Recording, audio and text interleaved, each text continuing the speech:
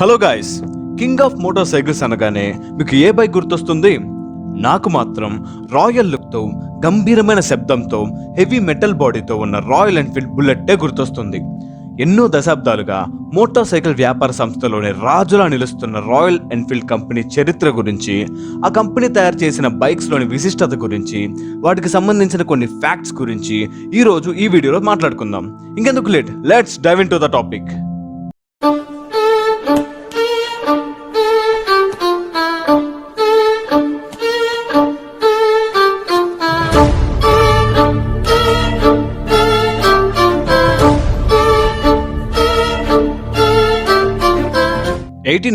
సంవత్సరంలో యూకేకి చెందిన వ్యాపారవేత్తలు బాబ్ వాకర్ అండ్ ఆల్బర్ట్ ఎడీలు జార్జ్ టౌన్సన్ అండ్ కో అనే నీడిల్ తయారీ సంస్థని కొని, తర్వాత దాన్ని వారు అనుకున్నట్లు మార్చి అందులోనే సైకిల్స్ ని తయారు చేయడం ప్రారంభించారు. తర్వాత 1893లో బాబ్ అండ్ ఆల్బర్ట్లు ఎన్ఫీల్డ్ కి చెందిన రాయల్ స్మాల్ ఆర్మ్స్ ఫ్యాక్టరీకి ప్రెసిషన్ పార్ట్స్ సప్లై చేసే కాంట్రాక్ట్ ను గెలుచుకున్నారు. వారికి వచ్చిన ఈ ప్రతిష్టాత్మక ఆర్డర్ ని వాళ్ళ కంపెనీ నేమ్ గా మార్చుకుంటూ దాన్ని ఎన్ఫీల్డ్ మ్యానుఫ్యాక్చరింగ్ లిమిటెడ్ గా మార్చారు. అందులో మొదటిగా బాబ్ వాకర్ డిజైన్ చేసిన బైసైకిల్ ని ఎన్ఫీల్డ్ గా సంబోధించారు. అదే సంవత్సరం వారు తయారు చేసే బైసైకిల్ పేర్లను రాయల్ ఎన్ఫీల్డ్ గా మార్చి వారి trade mark made like a gun ని మార్కెట్ లోకి రిలీజ్ చేశారు. తర్వాత 1898లో రాయల్ ఎన్ఫీల్డ్ వారు బాబ్ వాకర్ స్మిత్ డిజైన్ చేసిన క్వాడ్రీ సైకిల్ ను మార్కెట్ లోకి రిలీజ్ చేశారు. వీరు మొదటగా రిలీజ్ చేసిన మోటరైజ్డ్ వెహికల్ ఇదే. ఆ తర్వాత ఈ కంపెనీ తన పేరుని ఎన్ఫీల్డ్ సైకిల్ కో లిమిటెడ్ అని మార్చి తర్వాత 70 years కొనసాగించడానికి రిజిస్టర్ చేసుకుంది. ఆ తర్వాత 3 సంవత్సరాల పాటు వీళ్ళ వ్యాపారం విజయవంతంగా కొనసాగింది. తర్వాత 1901వ సంవత్సరంలో ఈ రాయల్ ఎన్ఫీల్డ్ కంపెనీ తమ మొదటి బైక్ ను తయారు చేసింది. ఈ బైక్ కి 11/2 HP ఇంజన్ ని స్టీరింగ్ హ్యాండిల్ దగ్గర ఫిక్స్ చేసి యూజ్ చేసేవాళ్ళు. తర్వాత దాదాపు 13 సంవత్సరాల తర్వాత రాయల్ ఎన్ఫీల్డ్ తమ మొదటి 2 స్ట్రోక్ మోటార్ సైకిల్ ను తయారు చేయడం స్టార్ట్ చేసింది. సరిగ్గా ఆ టైంలోనే వరల్డ్ వార్ 1 స్టార్ట్ అవ్వడంతో ఈ బైక్స్ కి డిమాండ్ భారీగా పెరిగింది. దాంతో కొన్ని వేల బైక్స్ ఆ తర్వాత అమ్ముడైపోయాయి. వరల్డ్ వార్ సమయంలోనే ఈ కంపెనీ బ్రిటిష్, ఫ్రెంచ్, యుఎస్ ఇంకా రష్యన్ ఆర్మీస్ కి ఈ బైక్స్ ని సప్లై చేసింది. మొదటి ప్రపంచ యుద్ధం తర్వాత రాయల్ ఎన్ఫీల్డ్ మొదటిసారిగా 350cc ఇంజన్ యూజ్ చేసి 4 స్ట్రోక్ మోటార్ సైకిల్ మోడల్ 351 ని తయారు చేసింది.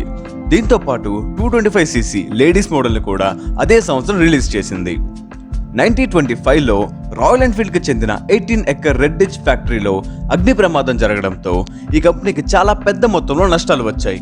1928లో అప్పటి వరకు యూజ్ చేసిన అవుట్ మోడెడ్ ట్యాంక్స్ ప్లేస్ లో రాయల్ ఎన్ఫీల్డ్ సాడిల్ ట్యాంక్స్ ని యూజ్ చేయడం స్టార్ట్ చేసింది. ఆ తర్వాత 1930లో 350cc అండ్ 500cc ఇంజన్స్ లో చేంజెస్ చేసి side valve, over head valve machines తో పాటు డ్రై సంప్ లూబ్రికేషన్ సిస్టమ్ ని కూడా వాడటం స్టార్ట్ చేసింది. తర్వాత 1932లో మనందరికీ సుపరిచితమైన బుల్లెట్ ని రాయల్ ఎన్ఫీల్డ్ మొదటిసారిగా తయారు చేసింది. దీన్ని మొదటిసారిగా లండన్ లో జరిగిన ఒలింపియా మోటార్ సైకిల్ షోలో ప్రదర్శించారు. ఇందులో 250, 350 అండ్ 500cc వేరియంట్స్ ని ఆ సంవత్సరం మ్యానుఫ్యాక్చర్ చేశారు.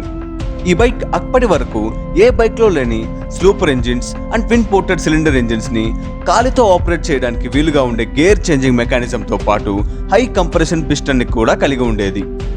తర్వాత మనం మెయిన్ గా చెప్పుకోవాల్సింది రాయల్ ఎన్ఫీల్డ్ 125cc గురించి. దీనికున్న మరో పేరే ద ఫ్లయింగ్ ఫ్లీ. ఇది ఎందుకు అంత స్పెషల్ అంటే దీని గాల్లో వెళ్లే ప్లేన్స్ నుంచి పారాషూట్ లో కింద ఉన్న మిలిటరీ ఫోర్సెస్ కి చేరేలా డిజైన్ చేశారు. ఇది మిలిటరీ పర్పసెస్ కోసం స్పెషల్ గా డిజైన్ చేయబడింది. దీని సృష్టికర్త పేరు టెడ్ పాడో. దీన్ని తయారు చేయడానికి ముందు రాయల్ బేబీ పేరుతో 2 ప్రోటోటైప్స్ ని తయారు చేశారు. దీంట్లో లెస్ వెయిట్ తో ఎక్కువ పవర్ ని జనరేట్ చేయగలిగిన 2 స్ట్రోక్ ఇంజన్స్ వాడారు. ఇది 126cc ఎయిర్ కూల్డ్ ఇంజన్ తో నడిచేది. ముఖ్యంగా 2వ ప్రపంచ యుద్ధ సమయంలో ఎగురుతున్న వైమానిక దళాలు వారి సైనికులకి సింపుల్ గా పారాషూట్ సహాయంతో ఈ బైక్స్ ని అందజేసేది. ఈ బైక్ అప్పటి వరకు ఉన్న బైక్స్ తో పోలిస్తే చాలా వెయిట్ లెస్ గా ఉండేది. ఇప్పుడు వాడే బైక్స్ సుమారుగా 275 kgs ఉంటాయి. బట్ ఈ royal Enfield 125cc just 59 kgs మాత్రమే. యుద్ధంలో పాల్గొంటున్న ఫ్రంట్ లైన్ ఫోర్సెస్ కి మరియు అక్కడికి కొంత దూరంలో ఉన్న సైనిక దళాలకి సమాచారం ఈజీగా చేరవేయడానికి ఇలాంటి లైట్ వెయిటెడ్ వెహికల్స్ ని అప్పట్లో వార్ ఆఫీసర్స్ ప్రిఫర్ చేసేవి. ఈ రాయల్ ఎన్ఫీల్డ్ 125ని అంత ఎత్తు నుంచి డ్రాప్ చేసినప్పటికీ ఇవి పెద్దగా డ్యామేజ్ ఏం అవ్వకుండా ల్యాండ్ అయ్యి అక్కడున్న సోల్జర్స్ కి సమాచారం చేరవేయడానికి ఉపయోగపడేవి. వీటిని అంత సక్సెస్ఫుల్ గా డిజైన్ చేయడానికి వీటిని ఎన్నోసార్లు టెస్ట్ చేసి బాంబ్ బ్రాక్స్ నుంచి డ్రాప్ చేసి పరీక్షించేవారు. ఇవి అంత తక్కువ వెయిట్ ఉండడం వల్ల వీటి హ్యాండ్లింగ్ కూడా చాలా ఈజీగా ఉండేది. యుద్ధంలోనే కాక యుద్ధం తర్వాత కూడా ఇలాంటి లైట్ వెయిట్ వెహికల్స్ కి మంచి డిమాండ్ ఉండేది. 2020లో Eicher Motors Royal Enfield Flying Flea పేరుతో UIPOలో కొత్త ట్రేడ్ మార్క్ ని కూడా రిజిస్టర్ చేయించింది. మీలో చాలా మంది RRR ట్రైలర్ చూసే ఉంటారు. అందులో ఎన్టీఆర్ గారు బైక్ ని 2 చేతులు తెత్తే సీన్ అందరికీ గుర్తుండే ఉంటుంది. ఆ సీన్ చూసిన వాళ్ళలో కొంతమంది ఈడేమన్నా ఐరన్ మ్యానా, బుల్లెట్ బండిని కాలుతో దానగానే అది గాల్లో ఎగురుతుంది, బైక్ ని ఎలా ఎత్తాడు బ్రో, గ్రావిటీ లెస్ సీన్ అని ట్రోల్ చేశారు. బట్ ఆ సీన్లో ఎన్టీఆర్ ఎత్తింది ఇలాంటి 60 kgs ఉండే మిలిటరీ స్టాండర్డ్ బైక్ మాత్రమే. బట్ అది RE125 అయితే కాదు, ఎందుకంటే ఆ మూవీ జరిగేది 1920sలో. RE125 తయారు చేసింది సెకండ్ వరల్డ్ వార్ టైంలో. సో అది ఇది కాదు. ఇప్పటి వరకు రాయల్ ఎన్ఫీల్డ్ హిస్టరీ తెలుసుకున్నాం. ఇక రాయల్ ఎన్ఫీల్డ్ భారతీయ కంపెనీగా ఎలా మారిందో చూద్దాం. మన దేశానికి స్వాతంత్రం వచ్చిన తర్వాత మన ఇండియన్ గవర్నమెంట్ ఆర్మీకి పెట్రోలింగ్ కోసం తగిన మోటార్ సైకిల్స్ ని వెతకడం స్టార్ట్ చేసింది. ఫైనల్ గా 1954వ సంవత్సరంలో ఎన్ఫీల్డ్ కంపెనీకి 800 350cc మోడల్స్ కి ఆర్డర్ ఇచ్చింది.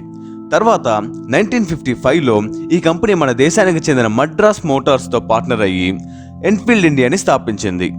సంవత్సరం ఈ కంపెనీ బైక్స్ మ్యానుఫ్యాక్చరింగ్ ప్లాంట్ ని మద్రాస్ సమీపాన తిరువొట్టియూరులో స్థాపించి అక్కడే ఈ బుల్లెట్ 350cc పాటు వివిధ రకాలైన మోడల్స్ ని తయారు చేసింది. ఆ తర్వాత 1964లో రిలీజ్ అయిన model continental GT cafe racer కూడా పెద్ద సక్సెస్ అవ్వడంతో ఎన్ఫీల్డ్ కంపెనీకి భారీ మొత్తంలో లాభాలు వచ్చాయి.